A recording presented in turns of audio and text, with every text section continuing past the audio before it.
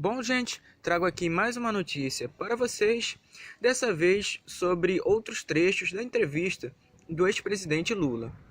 Bom, gente, o ex-presidente comentou alguns pontos, como, por exemplo, a reforma da Previdência, que para o ex-presidente, se você aumentar as vagas de emprego no nosso país, automaticamente possibilitando uma estrutura maior para os trabalhadores, vai gerar assim uma economia, transformando a previdência em superavitária, ou seja, acabando com seu déficit, não precisando de sacrifício por parte dos trabalhadores para juntar, um montante de R$ 1 trilhão.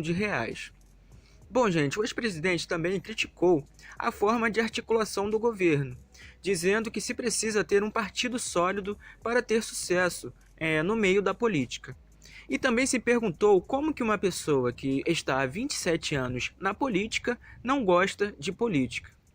Bom, gente, o ex-presidente lamentou a forma de como o governo está desprezando, segundo ele, os países do Mercosul, citando inclusive a relação de mercado que temos com a Argentina, que, segundo o ex-presidente Luiz Inácio Lula da Silva, chega a ser maior que qualquer país europeu. E o ex-presidente falou sobre diversos assuntos, além desses assuntos, que entre eles falou sobre a internet, que realmente sabemos que, dependendo da frequência em que uma pessoa se associa com esse meio de comunicação, resulta em perdas, no caso de uma conversa pessoalmente. Por quê? Porque, falando mais especificamente sobre as redes sociais, onde as pessoas procuram resumir tudo o que falam e podem acabar se desenvolvendo um mau vício, sendo assim dificultando uma conversa frente a frente ampla com uma pessoa. Bom, gente, vou deixar esse trecho da entrevista do ex-presidente para que vocês possam assistir. Peço que assistem até o final. Se gostarem do vídeo, curtem, por favor, compartilhem com seus amigos e até o próximo vídeo. Porque eu falava menos laranja, que eu falava. Mas o Bolsonaro falar conge, o Moro falar conge é uma vergonha. Sinceramente, é uma vergonha, porque, sabe, é o mínimo que deveria saber, porque está escrito no Código Penal, vários artigos que falam de cônjuge. Deixa eu falar, o Moro não sobrevive na política. E o Bolsonaro, ou ele constrói um partido político sólido, ou do jeito que está, também não perdura muito, porque ali você tem uma quantidade difusa de interesses.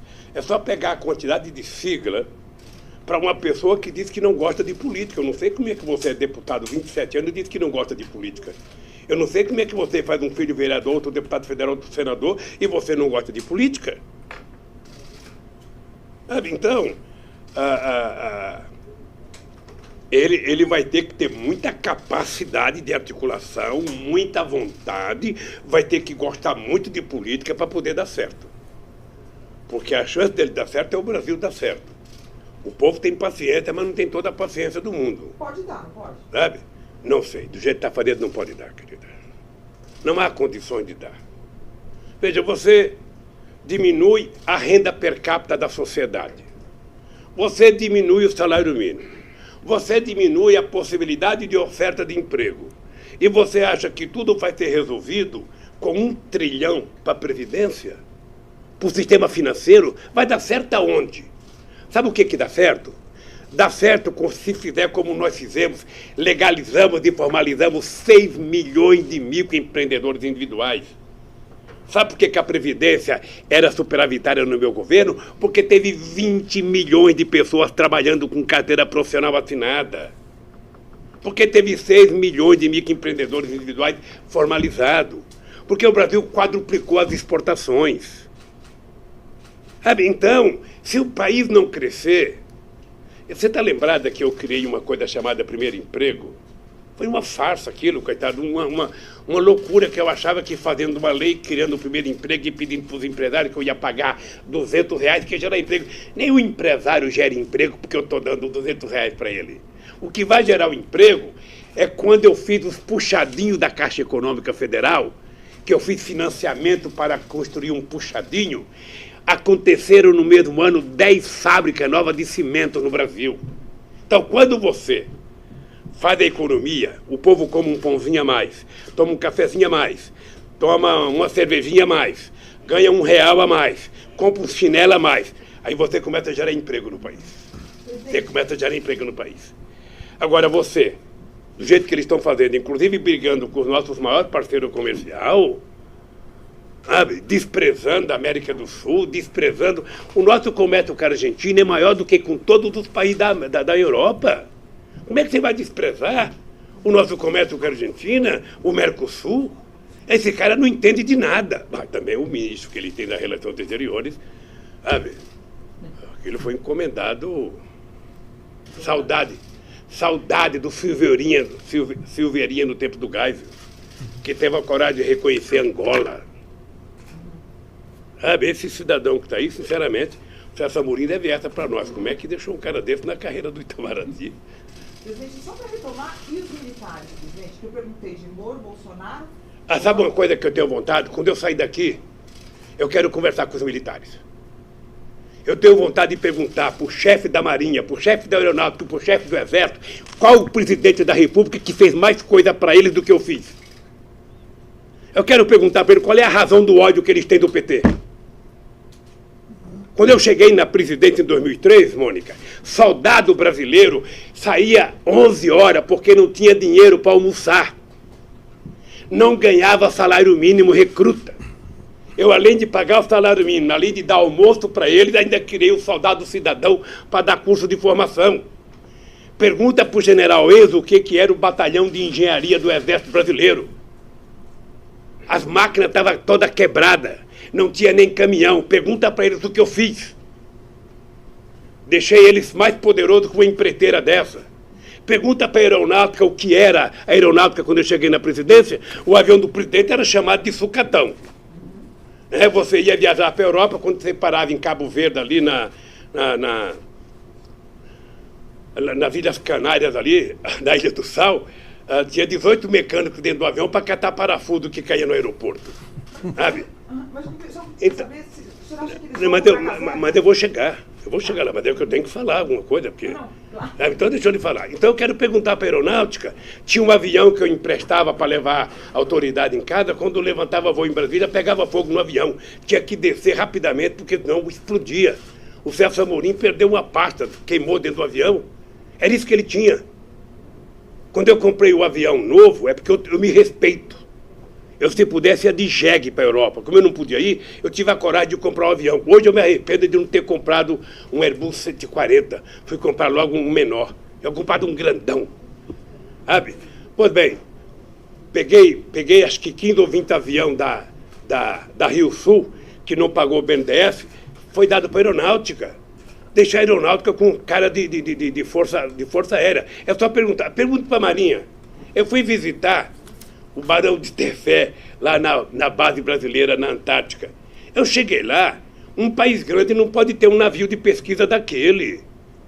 Se o cara entrasse com a barriga, a bunda ficava para fora do lugar que tem que fazer pesquisa. Sabe?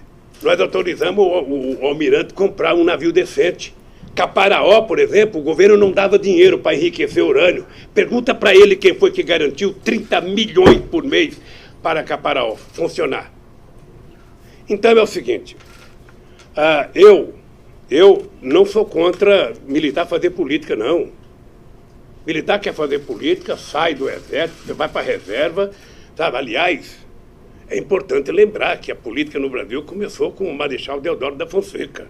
Eles fazem política no Brasil, eles só não tiveram participação no poder decisivo no governo Fernando Henrique Cardoso e no meu governo. No entanto, eles tiveram. E no da Dilma também. Vamos deixar para burocrata. Eu não posso falar porque eu também não conheço o Mourão. Eu não posso falar. Eu sou agradecido, por exemplo, de um gesto dele na morte do meu neto.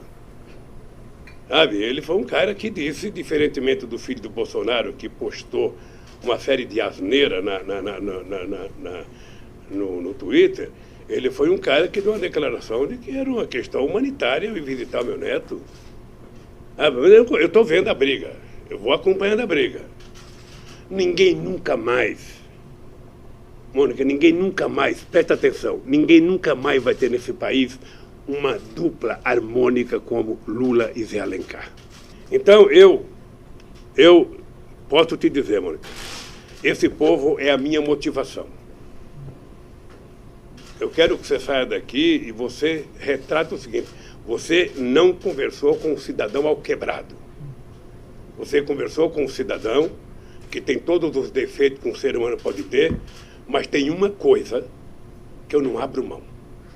Isso eu aprendi com a dona Lindu, que nasceu analfabeta e morreu analfabeta. Dignidade e caráter não tem shopping, não tem supermercado, e você não aprende na universidade. Isso é de berço. Isso eu tenho demais, e não abro mão disso. Esse é o meu patrimônio. Como é que o senhor está vendo o quadro e como é que vai ser o PT com a esquerda? O senhor soube, né? Eu imagino que o senhor sabia que estou vendo que o senhor está informado de tudo. O Cid Gomes e o Ciro tem aquele bordão, Lula tá preso, babaca. Vamos pegar o PT. O PT, apesar de algumas pessoas não gostarem do PT, o PT é um partido muito forte. Aliás, eu posso dizer que é o único partido efetivamente organizado em todos os estados brasileiros, com cabeça, tronco e membro. Você tem, sabe, o Ciro Gomes, que é uma figura importante no Brasil. Você tem o Flávio Dino, que é uma figura importante no Brasil. Você tem alguns governadores importantes do PT na Bahia, em Sergipe, no Ceará e a Fátima no Rio Grande do Norte. Você tem alguns governadores importantes do PSB. Você tem uma novidade política no Brasil que não teve um bom desempenho eleitoral, mas um menino que vai crescer muito, que é o companheiro Boulos, sabe? Então, eu acho que... Eu tenho o Haddad, porque eu falei do PT, eu não queria personalizar só no Haddad, mas você tem o Haddad, que é uma figura importante. O Haddad, embora não tenha saído vitorioso nas eleições, ele se notabilizou como uma figura muito importante. Sabe? Obviamente que se o Bolsonaro tivesse aceitado apenas um debate ou dois debates, sabe? E o Bolsonaro efetivamente não tinha sustentação para debater. Sabe por quê? Eu acho que ele nunca se importou em aprender. Eu fui obrigado a aprender um pouco de economia por conta da minha atividade sindical. Eu era obrigado a aprender para negociar. Eu era obrigado a aprender. Depois, no PT, eu fazia, pelo menos uma vez por mês, reuniões com 30 dos mais renomados economistas desse país. E, sabe? Deixa eu dizer uma coisa pessoal. Eu, pessoalmente, gosto do Ciro Gomes. Tenho respeito pelo Ciro Gomes. O Ciro Gomes, ele não causa mal ao PT. Ele causa mal a ele. Tá? O Ciro Gomes precisa aprender uma lição elementar. É aprender a ouvir coisas que você não gosta. É suportar os contrários.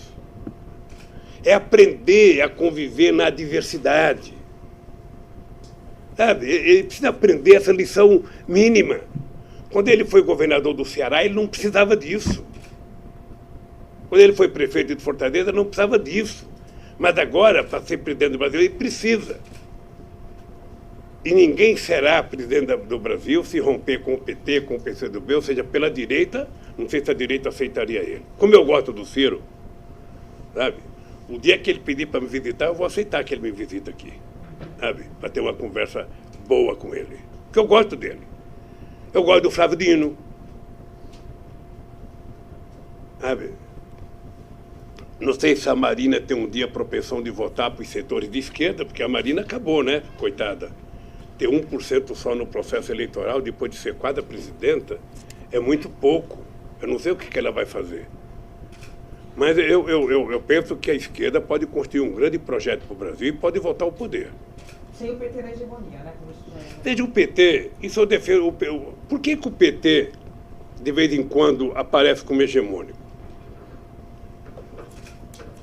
Você acha que um partido que tem 30% de voto vai começar abrindo mão da sua candidatura? Não vai. Como eu acho que o PT já teve presidente 4 vezes, eu acho que em algum momento o PT pode escolher um companheiro de outro partido político e ser candidato a presidente. Sabe? O PT pode participar do governo, o PT pode ter vice, o PT, sabe?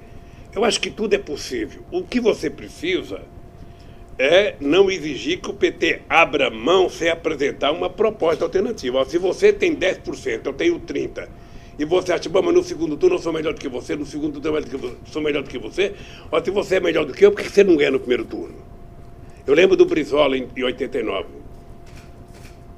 O Brizola é uma pessoa que faz falta no Brasil hoje. Sabe, eu lembrei do Ulisses Guimarães, o Brizola é uma pessoa, um Arraio é uma pessoa que faz falta. Sabe os velhos da política que fazem falta? A sabedoria política, não tem mais isso. Fernando Henrique, não? O Fernando Henrique Cardoso é o seguinte, o Fernando Henrique Cardoso não tem jogado um papel que o nome dele deveria merecer.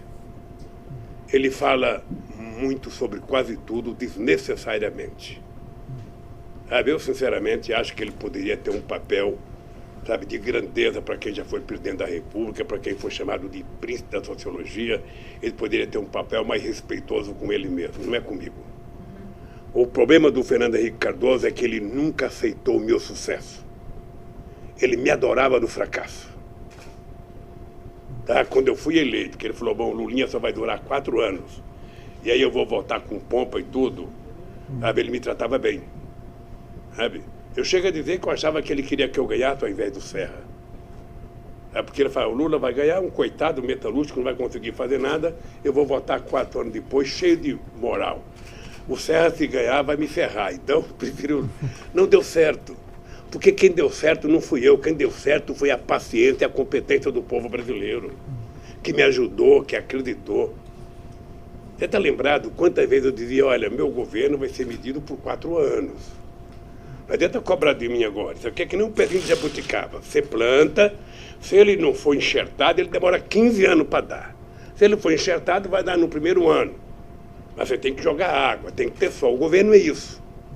E eu tinha muito medo de não dar certo. Vocês estão lembrados que eu dizia, eu não posso dar errado. Eu tinha muito medo do Wałęsa na Polônia. Eu olhava para o Wałęsa, o fracasso do Wałęsa, ser presidente da República, sabe, depois do estaleiro de Gdansk, e na reeleição ter 0,5% dos votos. Eu falei, Deus me livre, eu não quero ser isso. E graças a Deus, o povo brasileiro, sabe, me fez.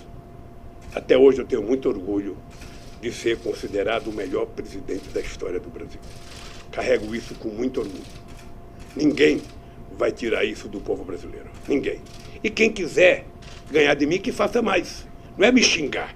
Mas já ganharam do senhor. Sabe? Hein? Ganharam agora do senhor. De mim não concorri. Ele não concorreu. Bom, presidente... Se eu tivesse concorrido, eu certamente ganharia as eleições. O senhor pensa em concorrer, presidente? Vamos no imaginário, o senhor está preso, não pode concorrer durante muitos anos. A Folha de São Paulo escreveu que eu só vou ser candidato em 2039?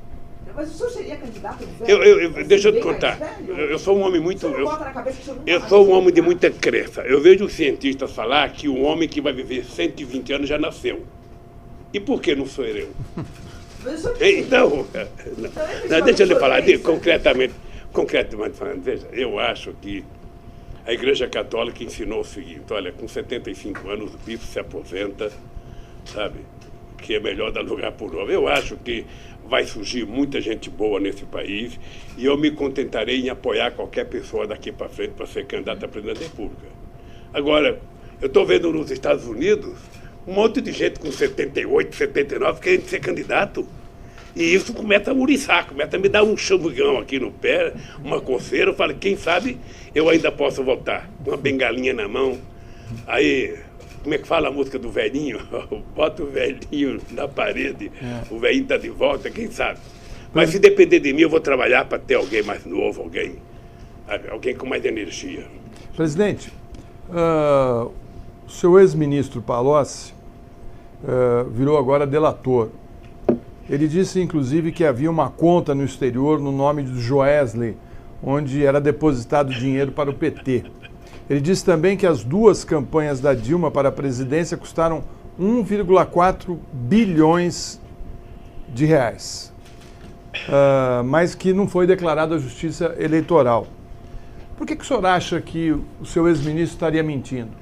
Olha, bom, primeiro, se ele disse que o Joel tem uma conta no exterior, eu acho que o Joel deve ter conta no exterior em vários países, porque ele tem fábrica em vários países. Não vejo nenhuma novidade. A segunda, eu lembro de um tempo que saiu na imprensa que o Joel tinha aberto uma conta para mim no exterior, que era para o meu futuro. Depois ele disse que utilizou a conta para comprar a ilha, sabe? A ilha que era do Hulk, lá em Angra do Reis, para dar de presente para a mulher dele, comprou um barco, não sei para quê. Ou seja, então, o dinheiro que ela disse que é meu, ele gastou. Quando eu sair daqui, vai abrir um processo contra ele, para devolver o que é meu, segundo ele disse.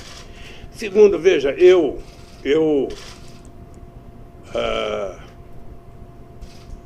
era um cara que tinha profundo respeito pelo Palocci.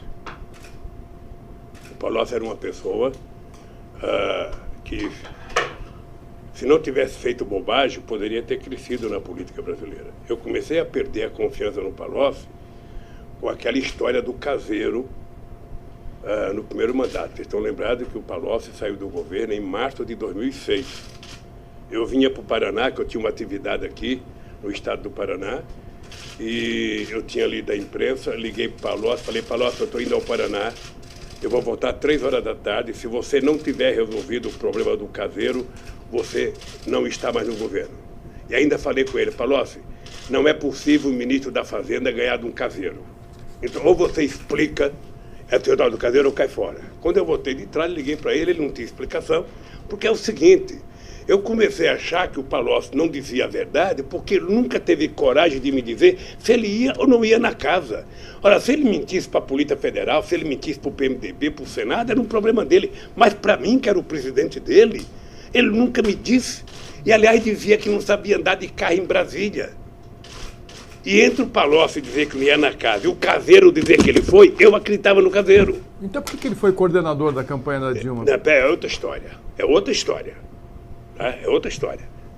Eu estou dizendo que ele saiu porque não respondeu para mim a questão do caseiro. Ele foi eleito deputado federal, sabe? Depois, na campanha da Dilma, foi colocado 3 pessoas na coordenação.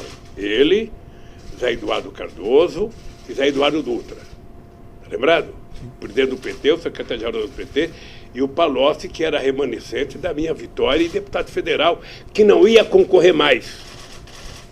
Tá? Ele foi coordenador da campanha, junto com o Zé Eduardo Cardoso, junto com o Zé Eduardo Dutra e com o João Santana. Sabe? Certamente a Dilma admirava o trabalho dos 3, porque fizeram ela ganhar as eleições. Desde os anos 70, que tem no Brasil uma disputa entre o cara que foi preso e denunciou o companheiro que era traidor e o que não denunciou que era herói, sempre teve isso. Eu nunca tratei assim. Eu acho que o ser humano ele tem um limite de suportar do ponto de vista psicológico, do ponto de vista da dor que ele recebe. Eu tenho pena do Palocci, porque um homem da qualidade política do Palocci não tinha o direito de jogar a vida fora como ele jogou. Tenho um profundo respeito pela mãe do Palocci, que é fundadora do PT, que carrega barro até hoje pelo PT lá em Ribeirão Preto, mas lamentavelmente eu tenho pena do Palocci. Ele não merecia fazer com ele o que ele está falando. Eu recebi muitas mensagens durante esses 7 meses que eu e a Mônica ficamos aguardando para fazer essa entrevista, e as pessoas que me escreveram, a grande maioria, quer um posicionamento do senhor de otimismo. Ou seja, elas estão precisando de injeção de otimismo. O que o senhor teria a dizer a essas pessoas que estão no Brasil querendo uma saída melhor? Se quer otimismo, é comigo mesmo. As pessoas têm que acreditar que depende de nós, depende de cada um. Não adianta ficar xingando o Bolsonaro e achando que ele vai fazer. Ele não vai fazer. Quem coloca os ministros da educação que ele colocou não gosta de educação. Quem coloca o cara do meio ambiente que ele colocou não gosta do meio ambiente. Então, ao invés de ficar esperando, quem coloca o Guedes na economia não gosta do povo. Ao invés de ficar esperando que o Bolsonaro resolva o nosso problema, nós temos que, enquanto sociedade civil organizada, sabe, começar a se mexer, começar a lutar, começar a brigar pelo nosso interesse, cobrar o Congresso Nacional, fazer pressão. Você acha que nós vamos evitar a aprovação da Previdência Social como eles querem, fazendo uma manifestação na Paulista? Não. A manifestação tem que ser na cidade do deputado federal, tem que ser na porta da casa dele, na rua dele. Senão, como é que o Bolsonaro trabalha? Robô mandando zap para senador, robô mandando zap para deputado, robô mandando zap para um monte de gente. A loucura. Ah, eu votei em tal coisa porque recebi muito zap, eu recebi... Sabe? Nós temos que brigar. Então, o meu otimismo é esse. Eu nunca dependi de nada. Nunca dependi de favor, nunca fiquei esperando. Nós temos que dizer, construir a nossa proposta e ir para a rua para tentar construí-la. Via Congresso Nacional, via pressão em cima do governo, é uma disputa. É uma disputa. Nós estamos vendo na Inglaterra agora os caras se manifestando em defesa. Ontem eu vi um velhinho de 89 anos no meio fazendo manifestação na frente de um banco pela preservação ambiental. Sabe, eu vejo os coletes verdes na França, agora não sabe nem porque estão brigando mais, mas estão brigando, porra, todo dia. E no Brasil, nós temos que fazer isso. Nós temos que fazer isso, gente. Estão tirando os nossos direitos. Veja a diferença. Antigamente, você tinha os europeus perdendo direito. Perderam muito direito os europeus. E o Brasil ganhando direito. Nós nem chegamos aos direitos que eles chegaram e já perdemos. Porque eles estão desmontando tudo que nós conquistamos. Desmontando, simplesmente destruindo. Quando eles falam de reforma política, na verdade, eles são demolidores, sabe, destruidores, sabe, do futuro dos nossos velhinhos. Essa gente pode acreditar, por causa... Também eu nunca vi, viu, Florestan e Mônica, eu nunca vi unanimidade. Nunca vi unanimidade no meio de comunicação favorável à reforma. Eu assisto muito debate. Não tem um cara contrário que vai num debate. É só gente favorável. É impressionante. Se eu fosse um jornalista da Globo, eu dizia, é impressionante como só tem gente a favor. Voltamos a ter o pensamento único favorável à reforma. Discute, gente, é o povo. Esse Guedes daqui a pouco vai embora. Esse Guedes, na hora que ele cair, ele vai morar nos Estados Unidos, ninguém vai nem lembrar dele. Mas quem vai ficar com a vida desgraçada são mulheres e homens que trabalharam a vida inteira nesse país. Então a hora de lutar é agora. Como é que o cara manda um projeto para a comissão aprovar a admissibilidade e não mostra o que é? Ah, não posso mostrar, é segredo.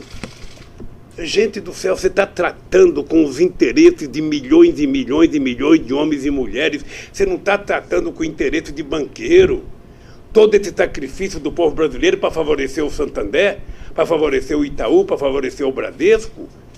Que palhaçada é essa com o nosso país? Então o povo tem que saber o seguinte, o otimismo está dentro de nós. Tá? A gente tem que saber que o mandato é de 4 anos, a gente tem que saber que esse cara ganhou as eleições, a gente gosta ou não gosta, sabe? A gente tem que saber que ele pode imprimir o jeito dele governar, cabe a gente aceitar ou não. Se a gente não aceita, tem que lutar. Tem que ir para a rua, tem que dizer para o povo, tem que brigar, sabe? É assim que a gente faz política. Achar que o Bolsonaro vai fazer o que você quer, esqueça. Ô, presidente, a gente tem só 5 minutos, fomos avisados aqui. Eu queria falar de uma coisa bem episódica, mas que eu acho que pode dizer muito. É o seguinte, o ex-primeiro-ministro de Portugal, Sócrates, deu uma entrevista e ele comentou o telefonema que o ministro Gilmar Mendes deu ao senhor no dia do velório do seu neto. E ele diz o seguinte, para ele, na interpretação dele, ele falou, são 2 adversários que sempre tiveram uma disputa política, mas que o ministro Gilmar ligou para ele, o presidente Lula chorou, o ministro Gilmar chorou, são 2 adversários chorando por um passado que perderam. E depois ele fala, onde um adversário reconhece a legitimidade do outro, não pensa em prender o outro, não pensa em privar uma pessoa de ver o velório do seu neto, nem pensa em privar essa pessoa de ver o velório do seu irmão, do seu irmão. Eu queria que o senhor comentasse um pouco isso sob essa perspectiva, não apenas dele ter ligado e chorado. Veja, o único comentário que eu tenho a fazer é agradecer a bela fala do companheiro Sócrates. Sabe? Eu não sabia que ele sabia. Eu nem sabia que a imprensa tinha dado destaque àquilo. Sabe? Eu nem sabia se o Gilmar tinha pedido para divulgar. Alguém que divulgou. Eu tive um telefonema dizendo, olha, o ministro Gilmar quer falar com você. Ele tinha ligado também quando a Marisa morreu. A Marisa era amiga da mulher dele. Sabe? Então, eu acho que é um gesto humanitário, um gesto, eu atendi. Eu estava realmente chorando, sabe? Eu vi o Sócrates dizer que ele chorou, ou seja, eu não ouvi porque foi uma conversa muito rápida também, sabe? Mas eu sou agradecido. Sou agradecido ao Tasso Gereissati, que mandou um telegrama, sabe? Me dizendo palavras carinhosas sobre a morte do meu filho, dizendo eu também sou avô. Então, sabe, eu acho que, graças a Deus, a internet ainda não acabou com um pouco de humanismo que existe dentro de nós. Sabe? Ainda sobrevivemos. E tem gente que consegue sobreviver. Sabe? Em compensação, tem canalhas e mais canalhas e mais canalhas que vai pro Twitter falar bobagem e mais bobagem. Esses eu trato como canalha, que não merece o menor respeito. Aliás, eu nunca gostei muito de gente que utiliza Twitter, que é só meia palavra, ou seja, que ele já diminuiu o vocabulário das pessoas. Sabe? Com o tempo, esse cara não vai saber nem escrever mais. Se o senhor algum dia sair, além de tomar uma cachaça... Eu vou sair, querida. Espero que você esteja aqui. Presidente, além de tomar uma cachaça aqui com os seus apoiadores, o que o senhor... Qual a primeira coisa que o senhor vai fazer, além de tomar essa cachaça? Eu adoraria poder um dia fazer um debate numa universidade com o Moro e com o Dallagnol junto. Adoraria um debate. Eles levando as milhares de páginas que eles contaram mentira e eu levando a minha verdade. Eu adoraria. Sabe, com a cara boa, tranquila, bonitão como eu estou hoje. Sabe? Para discutir esse assunto. Mas na verdade, eu quero comer um churrasco, uma bela de uma picanha, uma panceta bem passadinha e tomar como diria o Zé Alencar, tomar um golo. Sobretudo agradecer à justiça que fez justiça nesse caso, né? Eu poderia ter feito isso antes das eleições de 2018. Lamentavelmente não foi feito, então quero agradecer a vocês dois, sabe, pela briga, pela tenacidade e espero que tenhamos outras entrevistas, tá? Se deixarem. Obrigado. Muito obrigado. Espero que permaneçam todos nos seus lugares para